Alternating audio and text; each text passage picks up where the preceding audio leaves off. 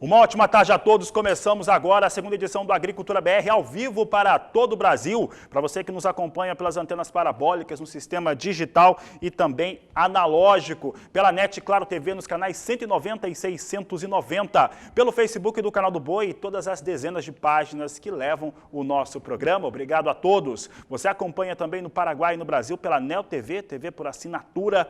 Também pelo portal sba1.com e a partir deste momento, sinal aberto em todo o estado de Mato Grosso do Sul, com a TV Imaculada, que está linkada aqui no Agricultura BR. Sejam todos bem-vindos, obrigado por mais um dia aqui a sua audiência.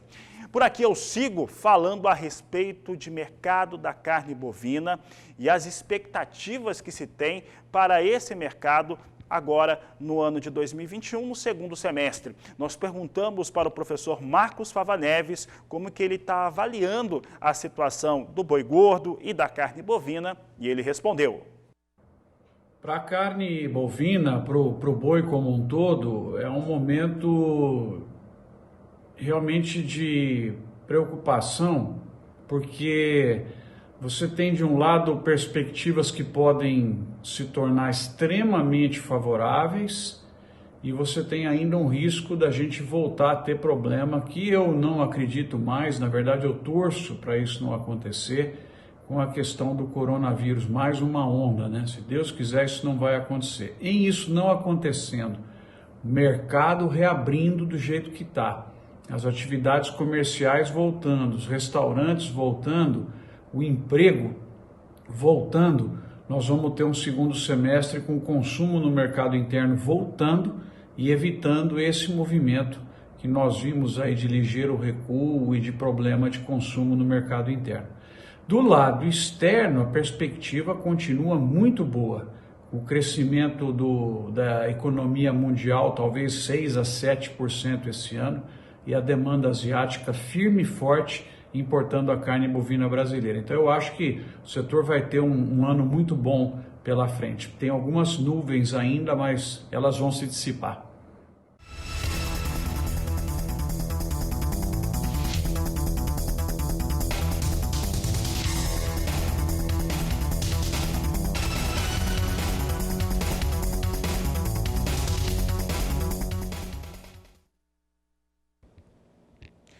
O Agricultura BR agora fala do estado de Santa Catarina, em especial o oeste do estado, que vem sendo castigado pela falta de chuvas, uma situação que foi confirmada pelo último relatório da Epagre-Ciran, que trouxe essa confirmação, um cenário muito complicado para o produtor rural. O cenário mais complicado em Santa Catarina tem sido para o produtor de gado leiteiro. Para se ter uma ideia, os resultados de produtividade recuaram até 40%. Há muita dificuldade com pastagem, há dificuldade também na produção comercial de milho em Santa Catarina. Mas para falar a respeito deste assunto e saber um pouco mais do estado e o que está sendo feito para lidar com essa questão da falta de chuvas, nós vamos conversar agora com o vice-presidente da Federação da Agricultura do estado de Santa Catarina, o Enório Barbieri, que já está conosco ao vivo pela internet. Enório, obrigado pela sua participação, obrigado por estar aqui conosco no Agricultura BR. E como que Santa Catarina tem conseguido absorver, os produtores rurais absorver essa situação de falta de chuvas que tem impactado todo mundo? Boa tarde, seja bem-vindo. Boa tarde a você, Fabiano. Boa tarde a todos que nos assistem. Dizer que esse é um fato que é sequencial. Nós tivemos um início do ano com uma seca muito forte, que tirou a condição de crescimento de pastagens, produtividade de milho.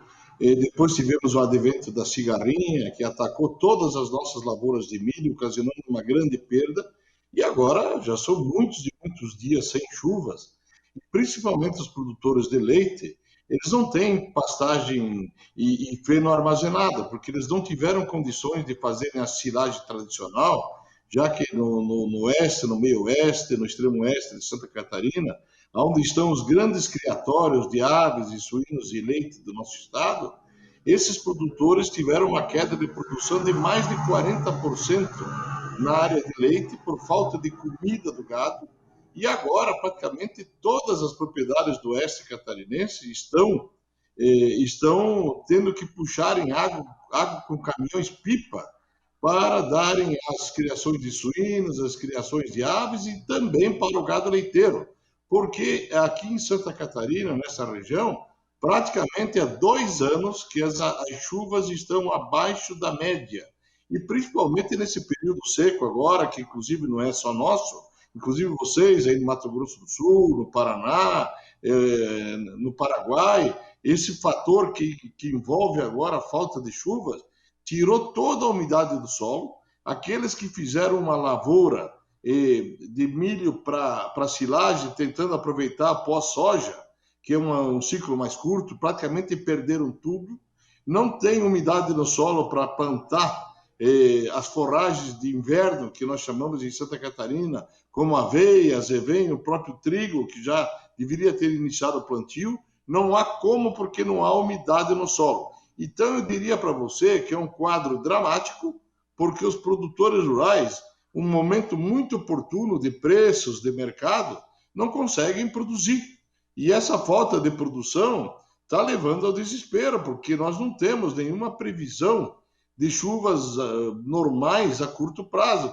Hoje para amanhã tem alguma coisa, mas chuvas, os institutos falam que talvez no final do mês nós tenhamos alguma coisa que venha a resolver algum problema.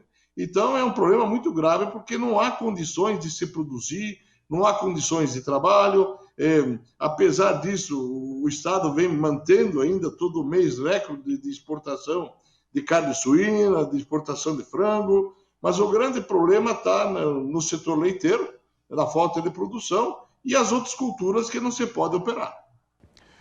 Barbieri, quando você fala a respeito do setor leiteiro, a gente lembra também, Santa Catarina também teve prejuízo aí na sua produção de grãos. É uma produção para o estado, um grande estado demandador de grãos, por conta das cadeias integradas de suíno e de frango, e também para a bovinocultura. Foi prejudicado nessa produção de grãos, especialmente no milho. Como é que os produtores aí de Santa Catarina e as grandes empresas que demandam esses grãos, como é que eles estão lidando com a situação no momento? Como é que eles estão conseguindo compensar, principalmente pensando na sustentabilidade, que a sustentabilidade passa pelo fator financeiro. Como é que eles estão conseguindo trabalhar isso? Bom, primeiro dizer que nós precisamos este ano 7 milhões de toneladas de milho e nós íamos produzir aí pela estimativa 2 milhões e 800 mil. Hoje nós estamos trabalhando com 1,5 milhão. Então nós vamos ter que buscar 5,5 milhões de toneladas de milho, aonde tiver. Mas no dia a dia de hoje, um consumidor de milho paga em Santa Catarina de R$ 110 a R$ 115 reais uma saca de 60 quilos. Então aqueles produtores que produzem para o mercado interno, que são os pequenos produtores, os não integrados às grandes empresas, estão praticamente sem condições de trabalho, porque esse custo de produção não consegue repassar o consumo. Aí as grandes empresas, que são as empresas exportadoras, que conseguem vender os seus produtos em dólares no mercado internacional, essas conseguem. Mas o grande problema que se vive hoje é o produto físico. Você não consegue encontrar produto no mercado que você possa trazer para cá, produto físico. Então, algumas empresas já importaram, através do porto de Imbituba, aqui, que é um porto do litoral sul, navios de trigo da Argentina para a fabricação de ração para tratamento dos animais. Então, nesse mês de maio, é o mês mais crítico da falta de milho em Santa Catarina, porque você não tem aonde comprar milho no mundo. Você tem que resolver o problema com o que você tem. E aí você traz trigo, você tenta trazer qualquer outro tipo de grão para que você possa alimentar os animais. Tanto que as grandes indústrias até reduziram um pouco a produção de frango, não por falta de mercado, mas reduziram uma programação de produção agora em maio para aliviar um pouco essa pressão de falta do produto básico, que é o milho. E essa seca que atinge vocês aí, principalmente, que vocês também ajudavam a abastecer muito Santa Catarina com a safrinha de milho, e com as quebras que já estão vindo através de anúncios de quebra pela estiagem, passa a nos preocupar muito mais, porque a Conab avaliava aí uma safrinha de 82 milhões, mas a Conab não jogava nada de perdas de cigarrinha, nada de perdas por atraso de plantio, nada de perda por estiagem, e hoje se fala em 10 milhões de toneladas, já que está se perdendo na safrinha. E os 10 milhões seria o excedente que o Brasil teria no fim do ano. Então, cada dia sem chuva é um dia que a gente sabe que isso vai fazer muita falta no produto básico, que é o milho aqui em Santa Catarina. E o seu custo cada vez mais elevado. Tá certo, Barbieri. Para encerrar a nossa entrevista, eu quero que você fale com esse produtor aí de Santa Catarina, aí com o seu público. Vou aproveitar e mandar um abraço para o pai da Aline Leonhardt, que é produtora em Santa Catarina, são daí do estado. Eu gostaria que você falasse a respeito de como que a Federação da Agricultura, o sistema da Casa Rural de Santa Catarina, a FAESC, o Senai, tem conseguido atuar junto com esse produtor que está com essa dificuldade nesse momento. Bom, primeiro dizer que o produtor de Santa Catarina é muito valente. Fazem 2 anos que ele está lutando com essa falta de água sempre abaixo da média. Mas a federação tem atuado aqui, através da nossa presidente, principalmente, junto ao governo do estado, para algumas linhas de crédito que possam não resolver o problema. Mas o governo do estado, através de políticas públicas, colocou à disposição uma linha de crédito, principalmente para esse socorro de água, onde auxilia com juros zero a perfuração de poços artesianos nas propriedades. Alguns municípios estão fazendo poços profundos para se buscar água no aquífero, já que está se dando água de rio para os animais, e você sabe que não há tempo de tratamento e muitas vezes você leva junto algum problema sanitário, não é uma água ideal, mas é o que se tem, águas de rio. E a Secretaria da Agricultura está auxiliando com outras políticas públicas de liberação de kits pastagem para poder socorrer o produtor. Agora, a gente tem encontrado algumas dificuldades, é lógico, na prorrogação de dívidas, principalmente dos suinocultores independentes, que são aqueles suinocultores que produzem para o mercado interno, onde o custo de produção é muito maior do que está se vendendo o animal. Eu diria que o custo de 1 quilo de suíno hoje, para esses produtores independentes, fica na casa de R$ 8,5 a R$ 9 o quilo, enquanto o mercado está operando por 7 e pouco, e esse pessoal só está tendo prejuízo e não está tendo condições de quitar as suas dívidas. E o governo federal tem dificuldade de injetar dinheiro nesse setor, através de novos financiamentos de retenção de matrizes, ou algum outro custeio que possa alongar. Então tem algumas coisas indefinidas ainda. Mas eu diria que o produtor também, ele vai de uma forma ou de outra tentando sobreviver para que possa superar essa fase e retornar à normalidade, que todos os especialistas dizem que o Brasil pode retomar o seu crescimento, melhorar o consumo do mercado interno e fazer com que os preços melhorem aí para que as coisas se ajustem. Então vamos acreditar em Deus que é possível sim sobreviver a essa fase e sairmos até fortalecido, porque nas dificuldades a gente aprende muita coisa. Tá certo, Barbieri. Eu agradeço a sua participação aqui no Agricultura BR, no canal do Boi. Uma boa tarde a você. E nós que agradecemos aqui da Federação da Agricultura o espaço de poder conversar com todos vocês. Um abraço. Um grande abraço a você. Conversamos aí com Enório Barbieri, vice-presidente da Federação da Agricultura do Estado de Santa Catarina.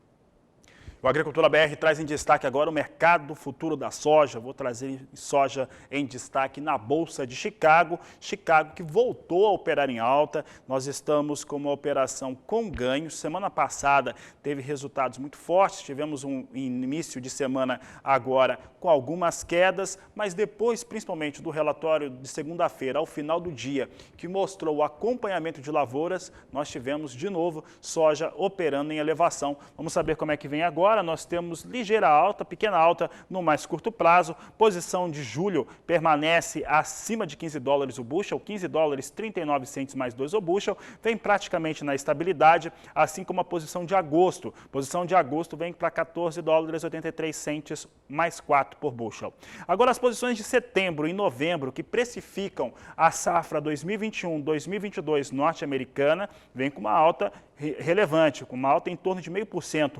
Setembro agora vem acima de 14 dólares 6 centes mais 2 por bushel, e a posição de novembro, 13 dólares 70 centes mais 2 por bushel, são os negócios que eu destaco agora com soja em Chicago. Isso ajuda a fechar o preço aí, principalmente a questão de paridade no porto para a soja negociada aqui no Brasil.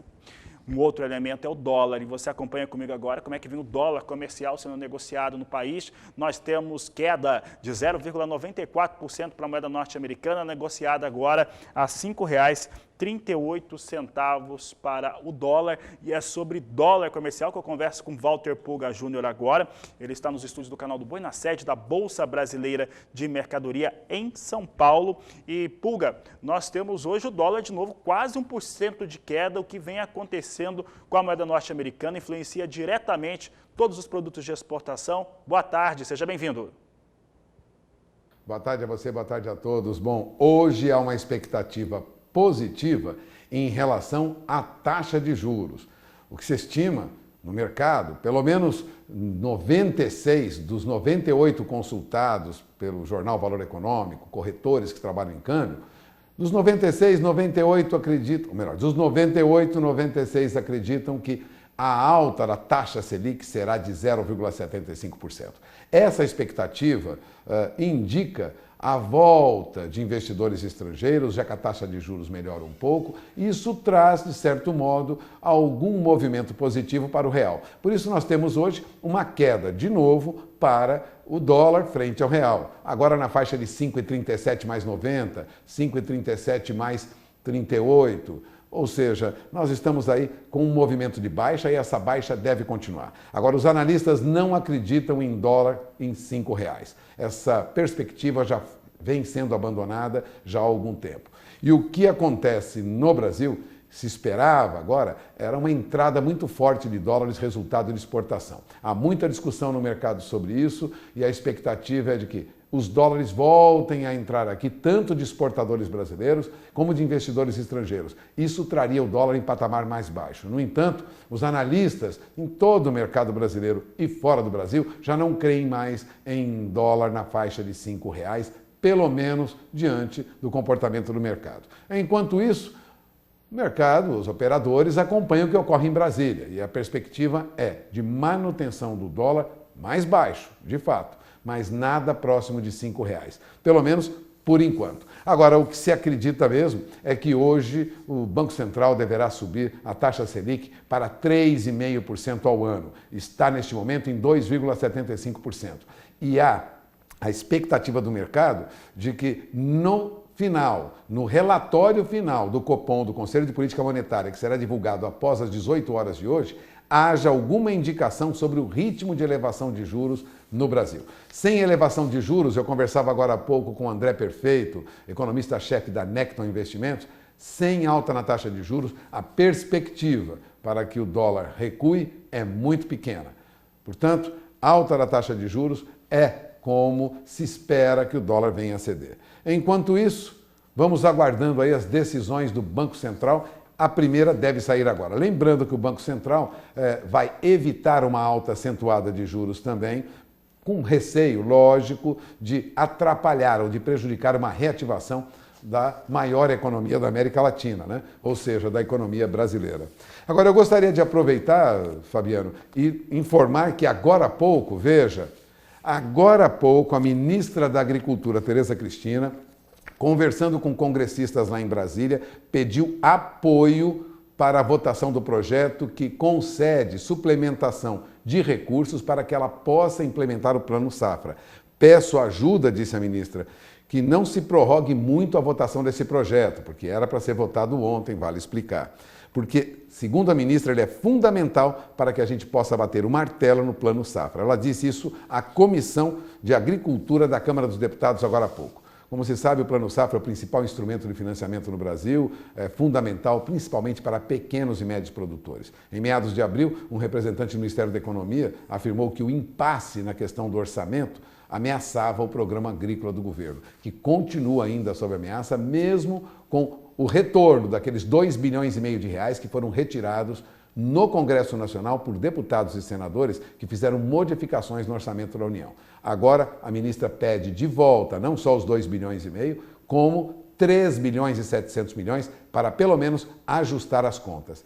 Mesmo assim, Plano Safra deste ano não será, com esses recursos, maior do que foi o ano passado. Ao contrário, provavelmente terá ainda alguns remanejamentos de verba para cumprir o que a ministra almejava.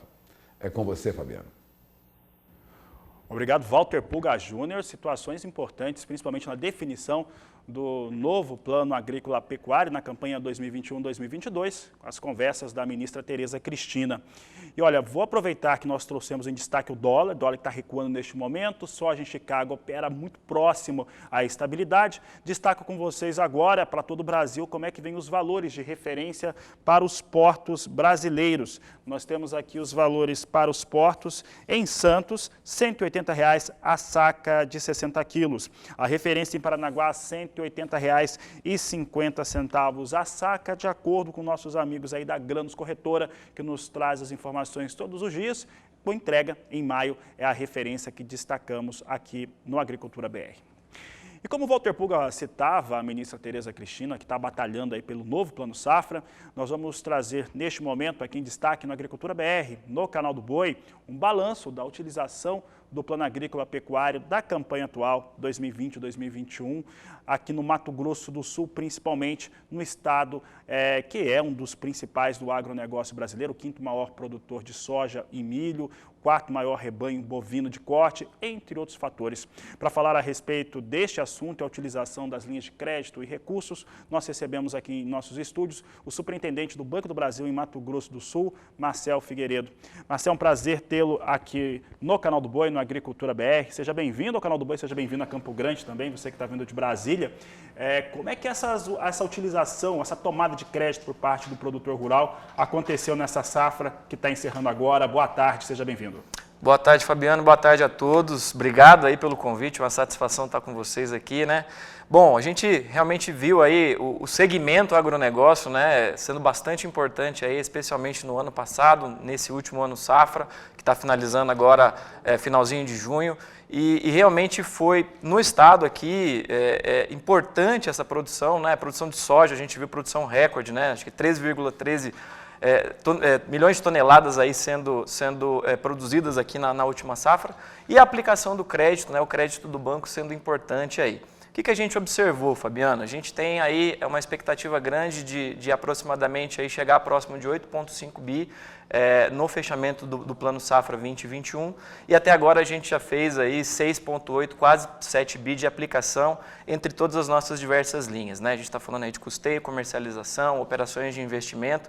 Isso representa, né, quando a gente faz um comparativo com o mesmo período, por exemplo, exatamente no mesmo período no Plano Safra 19 e 20, a gente já está 10, 12% de incremento, acompanhando aí, né, a produtividade crescente. A gente vê a soja aí com 17% de crescimento comparativo ao período anterior.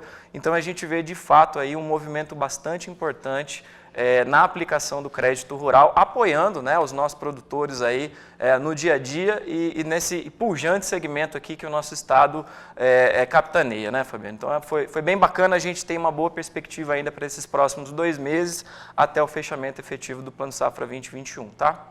Marcel, em relação aos contratos, principalmente de seguro, de cobertura nas áreas de produção no Mato Grosso do Sul, como é que o banco avalia a tomada de crédito nessa campanha 2021? Bacana. A gente vem, de fato, aí com uma crescente na contratação dos seguros, né? E fica realmente um ponto bastante importante, Fabiano, porque o seguro, de fato, aí é a garantia, né, a tranquilidade do nosso produtor, né? A gente viu aí a soja quebrando recordes mais uma vez, mas existe uma preocupação com relação ao milho, principalmente a questão da chuva, né? O colega estava falando aí sobre a questão de Santa Catarina, tem alguns pontos aqui no estado do Mato Grosso do Sul também que preocupam, mas o fato a orientação é sempre para a contratação aí do seguro, para que dê essa tranquilidade para o nosso produtor. E a gente também acompanhou, né, quando a gente faz uma análise comparativa com relação ao Plano Safra anterior, a gente vê algo em torno aí de 15% a 20% de maiores contratações nessas lavouras aí, no quesito seguridade, né, no quesito seguro dessas lavouras, entendeu, Fabiano?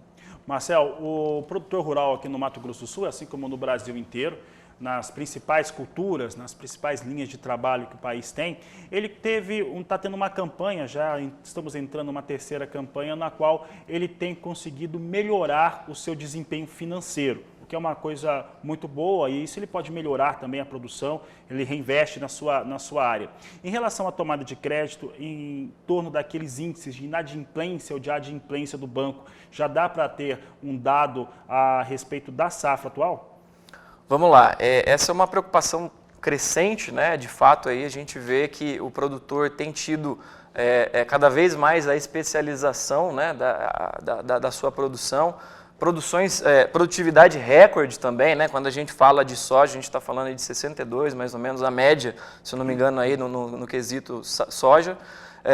E com relação aos índices de inadimplência, a gente vem fazendo um trabalho muito de proximidade, né, no quesito de orientação, da correta aplicação do crédito. Eu acho que esse é um ponto bastante importante. E, para nossa surpresa, os índices estão bem controlados, tá? Assim, realmente, passado todo a quesito pandemia, especialmente no estado, a gente está com a questão da inadimplência aí bem controlada. Isso demonstra, né, cada vez mais a profissionalização no campo e a correta aplicação do crédito, que eu acho que esse é um ponto bastante importante, que faz parte do nosso dia a dia lá nas agências, né, Fabiano? Eu acho que a gente tem que, todo momento, prestar, sim, as informações, mas, ao mesmo tempo, dar a consultoria creditícia para o nosso produtor rural, para que ele, de fato, aí consiga aplicar corretamente o crédito e não ter dissabores aí nessa sua jornada, tendo que ter alguma operação inadimplente ou coisa do tipo, ok? Marcel, o Banco do Brasil é o maior agente financeiro para a disposição de recursos do plano agrícola, do plano safra, para o produtor. Nos últimos anos tem até recebido alguma concorrência, seja na iniciativa privada, de bancos cooperativos e mesmo de bancos estatais, mas ainda assim ele lidera com uma forte folga essa disposição de recursos. Atualmente, a porcentagem de agricultores e pecuaristas que tomam esse crédito, o pecuarista era mais reticente a fazer essa tomada de recursos, seja para conseguir melhores matrizes, reprodutores, mas ele começou a fazer isso com maior frequência, principalmente para a recuperação de pastagens, entre outros fatores. Como é que ficou ou como está ficando essa porcentagem no Mato Grosso do Sul? Bacana, excelente pergunta, Fabiano. A gente realmente tem uma aptidão muito grande aqui, né, pelos grãos, mas a pecuária ainda é bastante significativa. E da mesma maneira, né, que a gente tem um apoio aí no quesito custeio, que é a nossa principal frente nas linhas de grãos, a gente também tem o custeio para a pecuária e a gente vem observando também uma crescente. Quando a gente olha especificamente para o estado do Mato Grosso do Sul, e aí pensando, por exemplo, na planície pantaneira, né, vamos pensar na nossa principal cidade lá, principal ponto do banco lá, que é Corumbá, hoje a gente observa, por exemplo, 30% de aplicação, né, maior no custeio pecuário, aí custeio de diversas linhas, né, quando a gente compara, por exemplo, com o mesmo plano safra, com o plano safra do período anterior. Então, isso significa exatamente essa sua percepção, né, de que o produtor, de fato, está realmente ampliando ali a sua produtividade. E um ponto importante que a gente tem, inclusive, estimulado, né, é o próprio financiamento aí para tanto a aquisição de matrizes, mas também para a retenção de matrizes, né, para que, de fato, esse produtor amplie o seu plantel. E isso está sendo traduzido aí nesse incremento que eu acabei de citar aí, que ele é mais significativo, inclusive, do que o que a gente vem observando nas demais linhas, ok? Muito bem, Marcel Figueiredo, eu agradeço a sua participação, sua entrevista aqui no Agricultura BR, no canal do Boi. Desejamos você sucesso no Mato Grosso do Sul. Obrigado, muito obrigado. Estou à disposição aí. Um grande abraço a todos aí, Fabiano.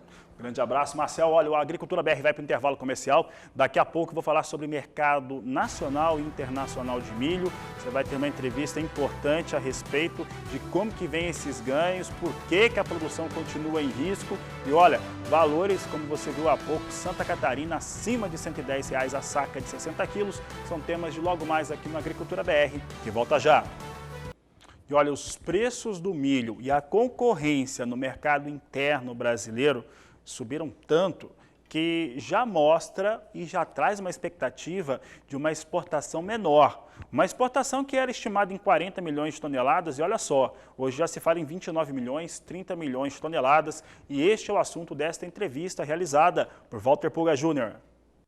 João Pedro Lopes, muito obrigado por ter atendido o nosso chamado, vamos falar sobre esse relatório recente, onde você aponta aí que as nossas exportações devem ser bem menores do que a princípio imaginávamos. O que acontece, João? Olá, Walter. Primeiro, queria agradecer o convite, é um enorme prazer estar aqui. E bom, como você disse, né, nessa nossa última estimativa, trouxemos um corte considerável para as exportações brasileiras nessa safra 2021, agora em 29 milhões de toneladas, contra 35 milhões nos meses anteriores. Tá? Esse corte foi motivado principalmente por uma oferta mais restrita do milho brasileiro e também pelo encarecimento do produto mesmo, né? No mercado doméstico, mesmo com o dólar ainda em patamares elevados, o produto fica pouco atrativo no mercado internacional, se comparado com o milho dos Estados Unidos, da Argentina, o que foi o principal fator, né, para essa redução. Então a perspectiva agora é de que o milho estando tão alto em valores de negociação no Brasil, faz com que percamos aí espaço no mercado internacional, é isso? Exatamente, né? Apesar de, além, né, desses cortes que trouxemos também na estimativa de produção, para a safrinha, a principal origem do milho brasileiro, agora estimada em 72,7 milhões, contra 77,7 no mês passado, e também abaixo do que a gente observou no passado, né, que foi em torno de 74, 75 milhões, você tem uma oferta menor na safrinha e, ao mesmo tempo, uma evolução da demanda doméstica, né, tanto para o setor de pecuária quanto para a produção de etanol de milho, que é uma atividade que vem crescendo nos últimos anos, ganhando mais destaque como consumidor do milho brasileiro. Então, esse fator, né, de uma demanda fortalecida com uma oferta não que esteja baixa, mas que esteja abaixo do esperado, né, do necessário, tem promovido esses preços mais fortalecidos e menos competitivos, né? Agora, a SECEX, a Secretaria de Comércio Exterior, anunciou que em abril agora, nós tivemos uma alta expressiva no volume de exportação, 19 vezes mais em abril, quando comparado abril de 2021 com abril de 2020. Esse número te surpreende, João? Bom, à primeira vista parece algo extraordinário, né? Assustador até, mas não surpreende, porque a exportação de milho no começo do ano no Brasil ela é muito baixa, né? Estima-se que desde o começo da safra 2021, né, que começa em fevereiro, até agora esse mês de abril, ao todo o Brasil exportou em torno de 1,2 milhão de toneladas. Tá? É um volume muito baixo comparado com a estimativa total, né? A gente espera em torno de 29 milhões, então é um volume muito menos considerável. Se você pega o que o Brasil exportou em julho do ano passado, o Brasil exportou em torno de 4 milhões de toneladas. Então, né, só em um mês foi já mais do que todos esses primeiros meses observados nesse ano. Então, a gente tem que observar realmente o ritmo a partir do segundo semestre, né, com a colheita da safrinha, que é o que realmente, que é a época que realmente importa, né, o volume embarcado pelo Brasil. Quanto aos preços, o que você arriscaria dizer? Os preços tendem a ceder mais adiante ou o milho terá preços firmes o ano inteiro? Bom, é muito difícil dizer, né, porque parece que cada vez mais as coisas estão muito mais voláteis, as notícias surpreendendo a todo momento, mas os fundamentos atualmente indicam para uma continuidade desses preços fortalecidos, né? No Brasil, as próximas semanas ainda vão ser fundamentais para o desenvolvimento da safra, né? No Centro-Oeste, grande parte está no comecinho, acabou de começar a fase reprodutiva da cultura, né? Que é uma fase que exige bastante água, bastante umidade. Então, com uma perspectiva de um clima mais seco, de pouquíssimas chuvas na primeira quinzena de maio, a produção pode ser ainda mais afetada, né? O que poderia ainda dar mais suporte aos preços e talvez trazer patamares ainda mais elevados. Além disso, é preciso acompanhar também a safra em outros países. Os Estados Unidos tem avançado com o seu plantio, está um pouco atrasado em relação à média dos últimos anos, mas ainda nada muito fora do padrão. Mas é algo que vai ser fundamental continuar sendo acompanhado, porque qualquer mudança climática mais abrupta nos Estados Unidos, mesmo no Brasil, pode trazer uma grande mudança para o cenário atual.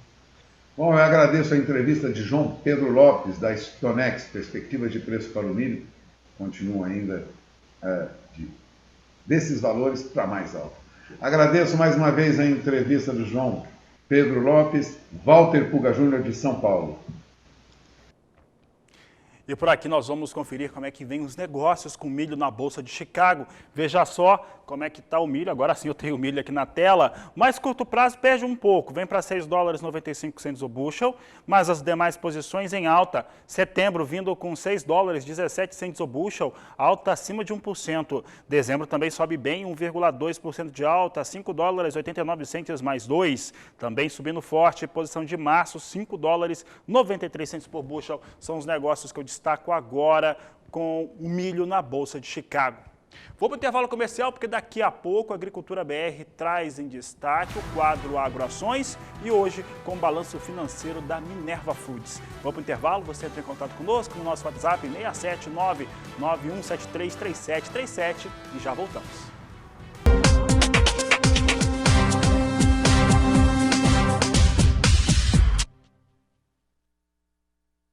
Quadro Agroações no ar e hoje o destaque é para o balanço financeiro do primeiro trimestre da Minerva Foods, que trouxe alguns fatores curiosos, como, por exemplo, um lucro líquido no primeiro trimestre de 2021, 4,3% menor do que no primeiro trimestre de 2020.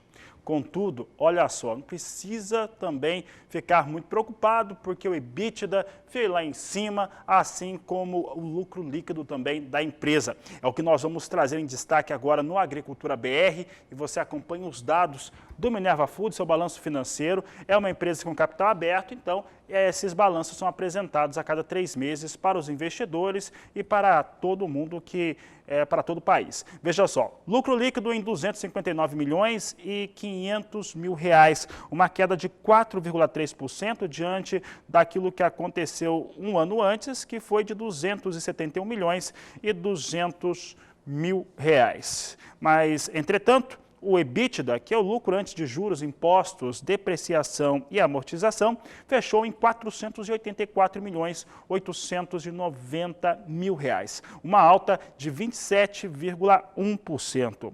Além disso, a receita líquida do Minerva Foods totalizou 5 bilhões e 800 milhões de reais, uma forte alta de 39,3%, como você pode acompanhar aqui no Agricultura BR. Um outro dado interessante é que o Minerva Foods é uma indústria frigorífica que tem agora uma operação aqui na América do Sul muito interessante, que acabou compensando aquele lucro líquido inicial ali do primeiro trimestre, que teve uma queda de 4,3%. Mas antes de falar sobre esse assunto, eu vou mostrar agora que o Minerva Foods é realmente uma indústria muito focada na exportação. Vejam só os números do que representa o trabalho do Minerva Foods. Você tem aqui que no balanço financeiro, 4 milhões 150 mil reais daquele total, eles ficaram por conta da exportação, 68%.